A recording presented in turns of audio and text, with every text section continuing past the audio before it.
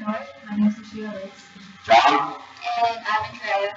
And we're doing the image processing method for Angie. So the first method we'll be going through is Andrea's method, which is the tiling method. So first of all, we load a normal image using the UIGet function in MATLAB. So we load this normal image, and we load our secret image, use hidden 1. Then for this method, we have to pick a color layer. We'll go with red, and a distortion level. We'll go with 1. And if we click on the tiling method, we can see our embedded image. So here I'm going to give you a brief summary of how the tiling method works. So what the tiling method does is to obtain the input, which is the original dog image, and the hidden binary image. Both the hidden and the original image should be in the same size. The black and white hidden images are going to be encoded in the dog image. How this works is that tiles are selected from different locations from each hidden image, and then will be embedded into the original image.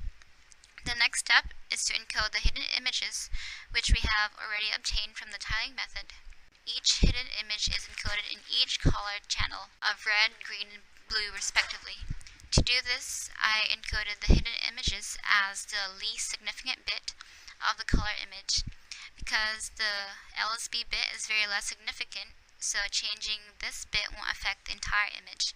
Finally, each frame is added to form the embedded watermark image. Okay, so using this method, we can embed a couple more images, which we're going to show you how to do now. So let's do hidden image 2, and we'll have to store it in a different place. So red 2 is where we'll store it using the tiling method. And then now we save the embedded image, A. Now we can load the embedded image in the recovery, get A, okay, and now we saved one image in the red and one image in red 1. So we use the tiling image, and we see the first image that we embedded. Now to get the other one, we do red 2, tiling method, and there's the second image. So the first step to extracting the hidden images is to remember that hidden image encoded in the color image in each frame is a different combination of multiple hidden images. As we encode our data in the least significant bit of each color channel, that bit alone is sufficient to reconstruct our hidden image. So the logical bit get MATLAB operation is used to recover the least significant bit where each hidden images are stored. The second embedding method is mine, which is the BitStealing embedded. So we just load another dog image, or a dog image, and we load a hidden image right here. And we'll store this into red 1, where red is the color layer and 1 is the distortion level, or the bit position, and that's how it stores. Notice up top that there's a RGB distortion %, which is basically just to give the user feedback.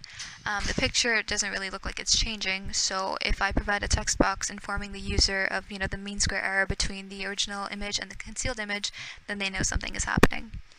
Now, the inputs to my embedding function are the color, the bit position, the binary image, and the concealing image. Now that I did red 1, the bit position is 1, so the function will rob the least significant bit of the dog image and in its place put a bit of the binary image. This will be done using a mask and bitwise operators. How I made the mask is explained in the report, but essentially the function uses the bit and operator on the color of the concealing image and on the mask. Because only the least significant bit of the mask is 0, using bit and will set the least significant bit of the concealing image to 0, leaving the other 7 bits unchanged. Then the function uses bit shift on the flattened image, and the value of the shift, which is bit position minus 1, will make it so the value of the shift is 0, which is what we want. Finally, we use bit OR on the concealed image and flattened image, which will change the least significant bit of the concealed image to match the least significant bit of the flattened image. Now we'll store another image in hidden 2, and store hidden 2 into the same image. Now we'll do red 2. BitSteal method, distortion goes up. Now the inputs are red and 2, the bit position is 2. The process is still the same. The bit and operator will set the second bit from the right of the color of the concealed image to 0. Now when I call the bit shift operator, the value of the shift will be equal to 1, which will move the flattened image over to the left by 1 bit. The bit OR used on the concealed image and the flattened image will change the second bit from the right of concealed image to match the bit of the original flattened image. Now we're just going to go through and do all 10 images here.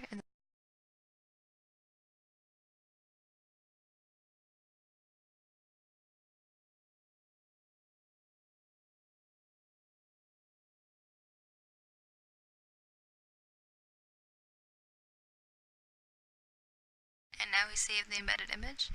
It's very important that we save in different color channels and distortion levels because that's the only way that it'll get. And now we can load the embedded image, which we called N. Here we go. And it doesn't matter which order you recover them in, but just for the sake. The inputs are now the red and the bit position, which is 1. So this function will retrieve a black and white image hidden inside an RGB image, which reverses the process done in BitSteal embedding. I have to create another mask in the recovery function using the same method as I described in the report. Now I use the bit and operator on the color channel of the concealed image and on the mask, which will make it so the value of the least significant bit is not changed, but the other 7 bits are forced to 0. Now I'll recover what image I embedded in red 2, which is this one. Now the bit position changes from 1 to 2, and the function uses the same process as above, except that bit and makes it so that the value of the second bit from the right is not changed, and the other 7 bits are forced to 0.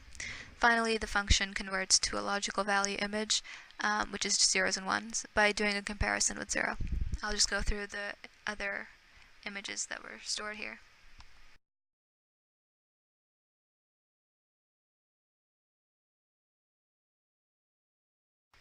And lastly, you can see the last image that you embedded in case you want to.